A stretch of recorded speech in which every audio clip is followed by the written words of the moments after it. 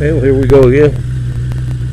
Got some gas, headed into the sun again. Not too good at pictures from the camera like this, but I can't ask for much shooting directly in the sun.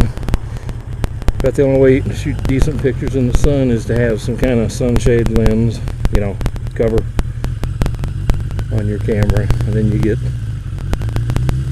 the vignetting effect if you have too much of a lens cover or shade cover, whatever you want to call it.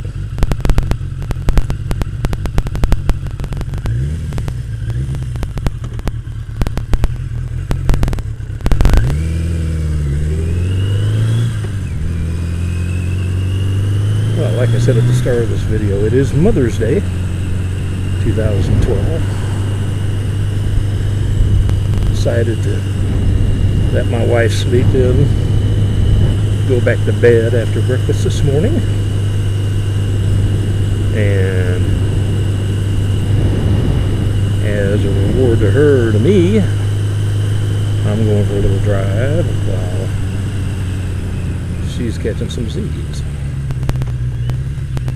Well deserved.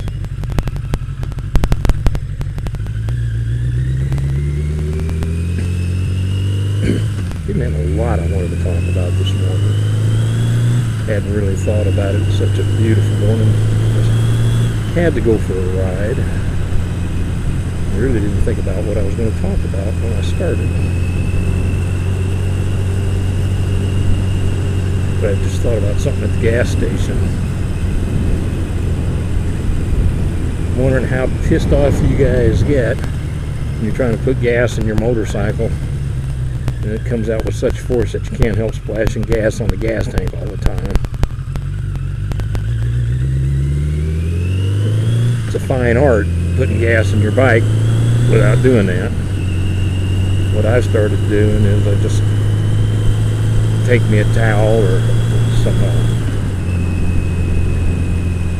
Y-balls or whatever they have there at the station, or whatever I have on me, and I just kind of lay it over the top of my tank where I think the splash out is going to be.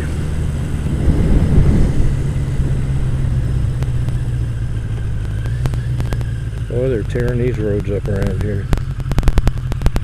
It's just one mess after another. I hate driving over these plates.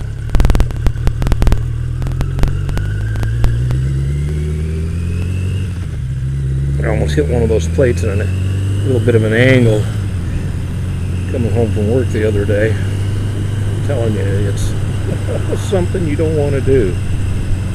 I don't even like going across them. The things are always covered with dust and oil, and they are slicker than hell to begin with. And if you hit one with your front tire, you know, some of these plates stick up 2-3 inches above the ground. I mean, they're just terrible. So I wonder they don't cut your tires in two when you hit them in your car. I try to avoid them at all costs, but if you hit one with your front tire at an angle, the edge of that plate or something like that, there's a good chance you're going to go down on your head.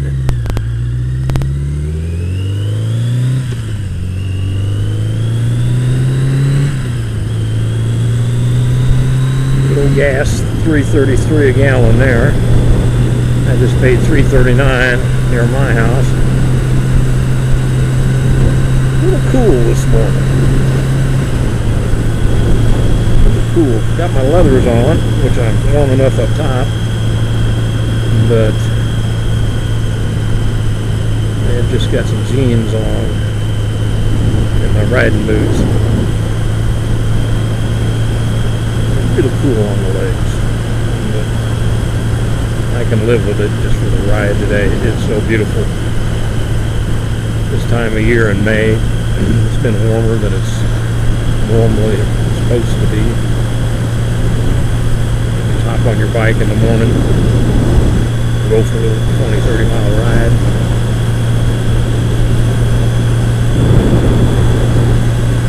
Come back home, start your chores for the day. Feels pretty good.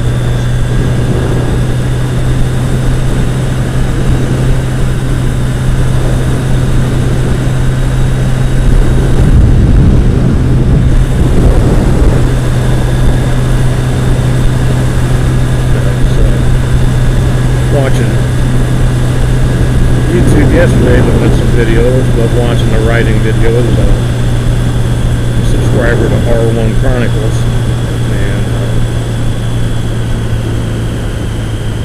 I really like watching his videos.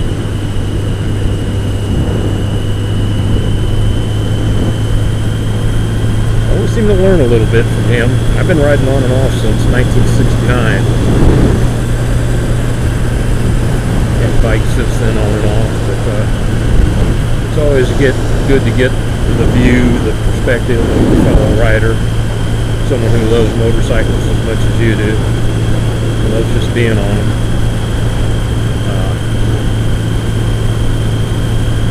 I enjoy it. I saw he posted another video the other day, a new video. I hadn't seen any videos from him for a couple of months. It was his first ride of the year. Beautiful view up in, I think he's up in Alberta, Calgary. I really enjoyed that video. He hooked up, you know, he drives a sport bike. It's a Yamaha R1, I think he's on. It's R1 or R6. Pretty sure it's an R1. Yeah. And he hooked up with a bunch of Harley riders, and there were some other cruisers mixed in with it. But he had a real good ride, and that's the thing about bikers. You know, people think it's just, you know, just about a certain type of rider. You know, you're a Harley rider, you're this rider or that rider. Just that camera little. But I think bikerhood goes, it's a brotherhood that goes beyond just the type of bike you're driving.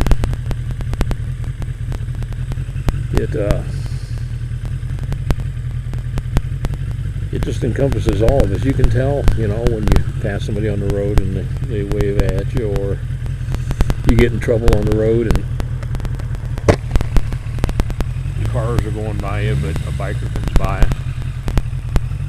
and he's always there to stop and give you a hand, it seems. You know, if you got problems, you'll hardly ever have one of them ride by you without stopping.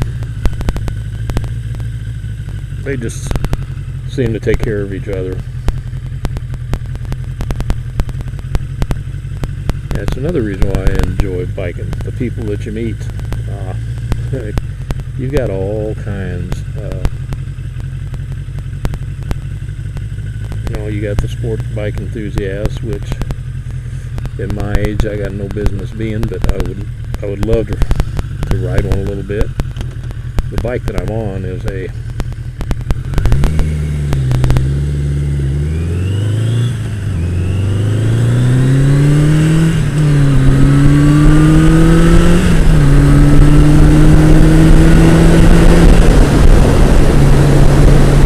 Yamaha 650 Maxim, and that 650 engine that's on this is a dynamite engine. I mean, I can see it being a predecessor to a lot of the hot sport bikes that the Yamaha riders ride nowadays.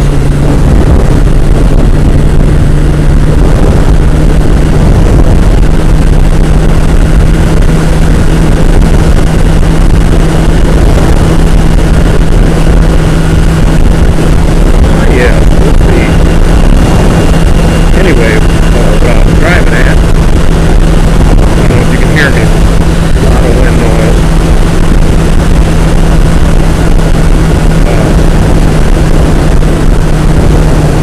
I would love to have a sport bike just to ride every so often.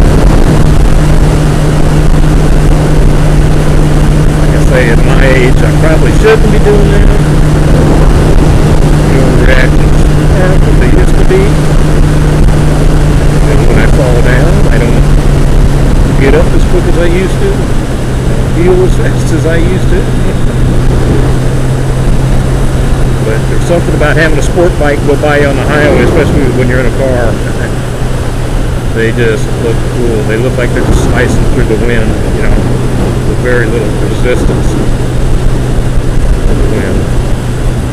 And I think that's what I would enjoy most about the sport bike. I don't know about the position leaning on one like that with my big old belly. Probably wouldn't be too comfortable, but I think I would enjoy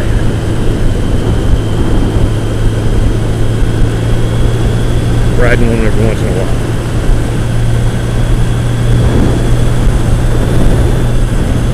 Now this 650 I've got is kind of a cross between a small cruiser and a sport bike. You're riding in the sport bike position naturally,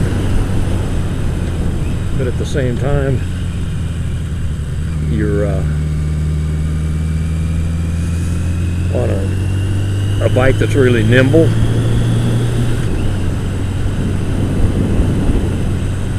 Got very good handling characteristics. It's got an engine that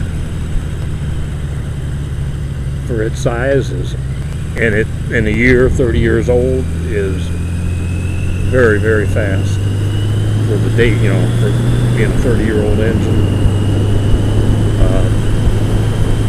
Before I had this bike, the last one I had was another Yamaha XS 650 Special. It was a twin, and I loved that bike. I loved that bike. There was something about riding it versus this inline 4-cylinder. The torque power band was just different. You know, you had that seat in the pants feel when you got on it.